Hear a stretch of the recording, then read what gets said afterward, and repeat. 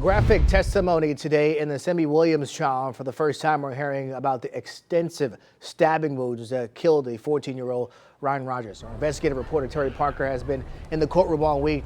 Terry, this testimony was sure hard to hear. Testimony today was very hard to hear. You'll recall that when Ryan Rogers' body was first discovered 4 years ago down an embankment near his bike, police thought he was the victim of a tragic bike accident. It was only when the medical examiner began the autopsy and pushed the boy's hair aside that they discovered the horrifying truth.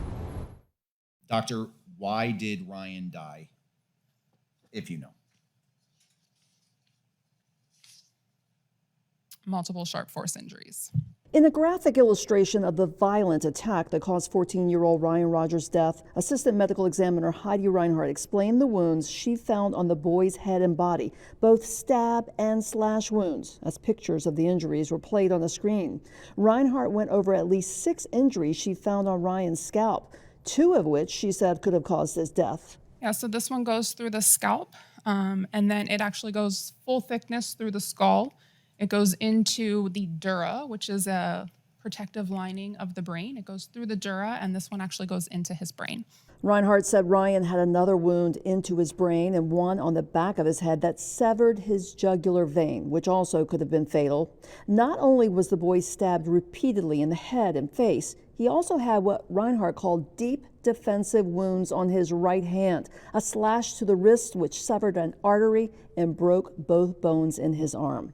Semi Williams claims he did not attack Ryan, but found his body lying in the woods. When he was arrested, a Miami-Dade sheriff's deputy testified Williams told them he did not kill Ryan. He did say he usually kept a pocket knife on him, but did not have it then.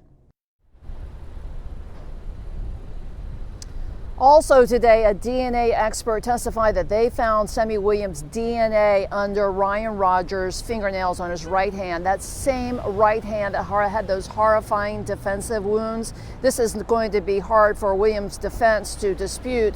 He's claiming that he only found Ryan's body, that he was not the attacker. But then how do you explain his DNA under the boy's nails? Testimony in this trial will continue on Tuesday. In West Palm Beach, Terry Parker, WPBF 25 News.